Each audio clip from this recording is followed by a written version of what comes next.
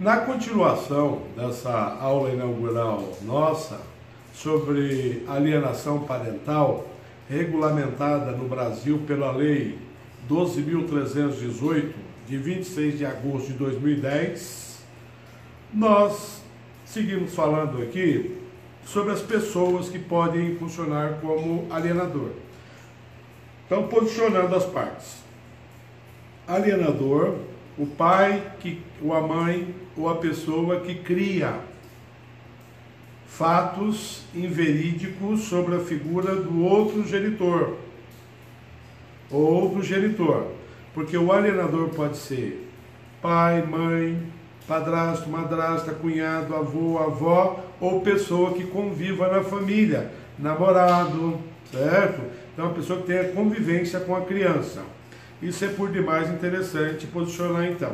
O alienador e a figura do alienado, aquela pessoa que é desqualificada, que recebe o quê? Alguns fatos como verdadeiros pelo alienador e esse dirigindo esses fatos para a criança, tentando fazer o quê? Construir na criança uma imagem negativa do pai ou da mãe, aí, do alienado, e que essa imagem o distancie dele, certo? Então, o alienador às vezes até tira proveito, porque ele tem interesse em que o alienado se dê mal na vida, não se dê bem com os filhos, ou volte para ele naquela relação conjugal, se for o cônjuge, certo? E a criança aí que pode sofrer diversos distúrbios, não é? A criança, então, ela pode desenvolver diversos distúrbios psicológicos, como ansiedade, drogas, tentativa de suicídio, síndrome do pânico, baixa autoestima, o que é muito ruim, a depressão e, o pior, a reprodução dessa conduta na família que ela for constituir. Olhe o prejuízo da alienação parental. Olhe só o prejuízo da alienação parental. O alienador e alienado pode até estarem casados, existir alienação parental, certo? É possível existir. E é possível até ir para o tribunal por conta dela, daí vai acabar a relação, não é? Mas geralmente é amenizado porque o filho tem o contraposto do alienado. Ah, sua mãe é assim mesmo, sua mãe inventa, sua mãe cria e tal. E eu estou falando sua mãe aqui porque a maior parte dos pais que se mantém com a guarda do filho é a mãe, muito acima de 80%. Não é? É a mãe que fica com a guarda. E na aula de guarda a gente vê o porquê que a guarda deve ficar com a mãe. Porque na construção da família, no molde anterior ao atual, a mãe era a base da casa, do lar. E isso daí, claro que mudou. O pai agora contribui até com as atividades domésticas e participa mais da vida da criança. E aí vai mudando esse contexto aí, ou essa composição do lar, do convívio diários dos membros da família. Isso vai mudando. E aqui então, a gente falava aqui, a gente vai retomar os posicionamentos contrários e favoráveis à lei de alienação parental? Não, só deixar bem claro que há os prós e os contras, e que nenhum lugar do mundo adota isso daí, e que a adoção no Brasil está sendo muito aplicada de forma muito periclitante, causando prejuízo a várias pessoas, e por outras formas, de outra forma, ou por outras formas, acaba às vezes encontrando-se o caso de alienação parental e a lei sendo aplicada corretamente. Alguns advogados entendem o seguinte: porque o advogado peticionou, o juiz já deve decidir. Pelo amor de Deus, nós temos advogados e advogados.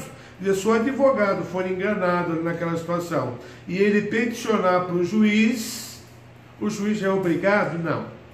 É o contexto probatório. O juiz precisa se firmar em provas para poder tomar qualquer medida contrária ao alienador. É claro que a advertência, o contato com as partes seria interessante ser adotado pelo juiz. Eles chamaram na presença, surgiu, chama a mãe aqui, chama o pai aqui, quem que é o alienador? Chame ele aqui, eu quero conversar. E conversa com ele, pega. Por que não perder 5, 10 minutos do seu tempo para isso daí, sem esticar a conversa? O que está acontecendo? O senhor vai me contar isso daí em 10 minutos. E ouvir ele falar, olha, se o senhor estiver realmente fazendo isso daí, eu vou lhe advertir, o senhor pode ser punido com multas diárias por conta disso daqui, além de prejudicar toda a estrutura da família. Eu vou estabelecer um acompanhamento psicossocial, que eu preciso de um laudo para julgar isso daí, mas a gente já vai conversar. Então, o juiz poderia já tomar essa providência, certo? A gente está precisando aqui nesse caso da criação do balcão de justiça de família. Só a mediação não está adiantando, certo?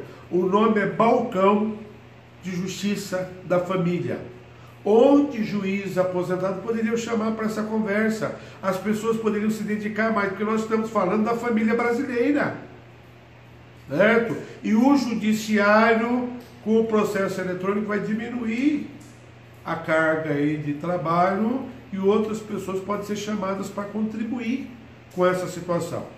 E na parte processual, a alienação parental pode ser o quê? Uma ação própria, peticionada pelo advogado, ou correndo uma ação de regulamentação de direito de visita, de guarda, alteração de guarda, instituição de guarda, de divórcio. Aí sim pode surgir o quê? Um procedimento incidental para resolver a alienação parental, certo? Então isso daqui é por demais interessante, porque o advogado às vezes propõe ação autônoma quando já existe uma ação tramitando, né? O juiz, então, ele vai fazer o quê, hein? Ele vai estudar a legislação, aí ele vai ser apresentado o quê? Os casos de alienação parental, não. A legislação fala em desqualificação da conduta do genitor no exercício da paternidade ou maternidade. Então, atribuir qualidades negativas. O juiz sabe também que dificultar o exercício da autoridade parental. O pai ou a mãe se muda, ou não entrega a criança por direito de visita. Diz que ele tem aula, arruma compromisso naquele horário, diz que está dormindo, que está cansado, né? Ele então dificulta o direito aí regulamentado para a convivência familiar. O filho precisa de uma dose de pai e uma dose de mãe para construir o quê? O equilíbrio mental e psicológico que toda pessoa precisa de ter. Isso é importante. Ele pode tanto omitir como atribuir informações falsas, relevantes para a criança ou para o adolescente. Certo? Então, ele deve também informar o outro cônjuge informações escolares, métricas. As informações escolares, a gente sabe que a escola é obrigada a fornecer ao pai ou à mãe que se apresentar lá a situação escolar do filho. Há essa obrigação legal, certo?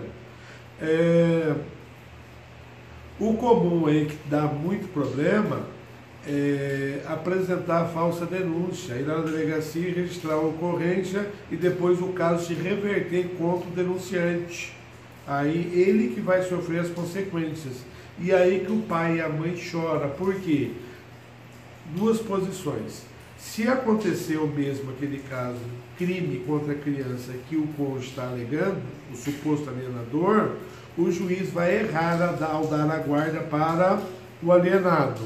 Vai prejudicar toda a dinâmica da convivência familiar e vai deixar lesões não só na criança e no adolescente, mas também no pseudo-alienador, porque nesse caso, se for verdade o abuso com relação ao filho criminoso, o pai um dos pais tem que pagar pelo erro do sistema, vamos colocar assim. O que é o sistema? É a forma de funcionamento do judiciário e a previsão legal e a atuação do perito, nesse caso, do psicólogo. Né?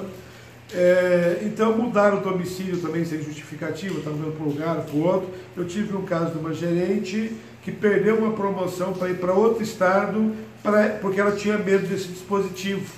Ela na carreira, ela ia pegar uma gerência do banco e deixar a situação de caixa. E ela não foi com medo de perder o filho.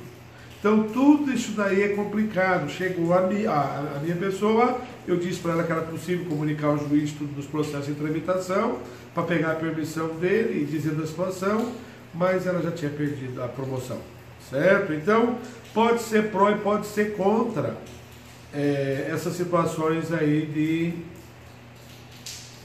proteger a criança e prejudicar a dos cônjuges, né?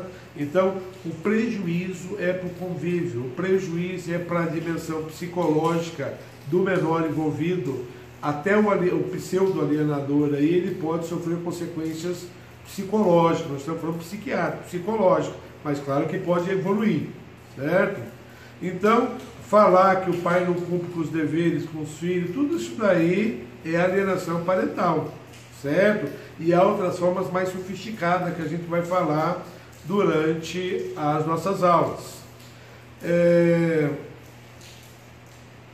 Então ele pode,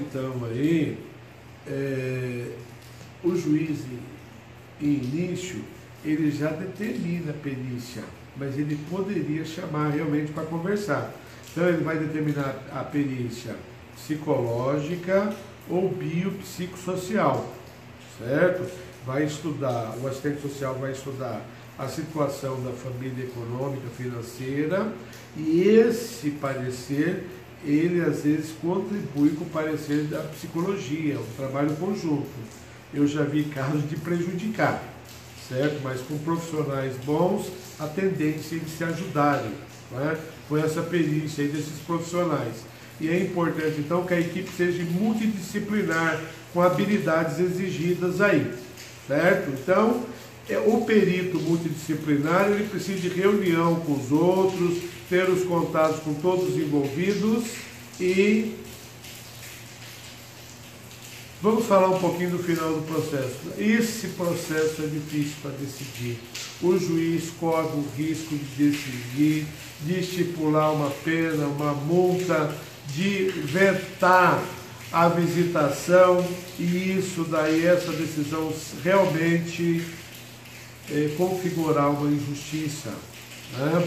Se ele declarar a suspensão da autoridade parental, por exemplo, a situação é complicada, né? Se ele fixar o quê? O domicílio da criança, diferente daquele da guarda que vinha com a possibilidade da mãe, eu vou deixar para o último vídeo da série para tratar dos casos. Por esse vídeo, então, a gente fecha essa aula inaugural. Muito obrigado.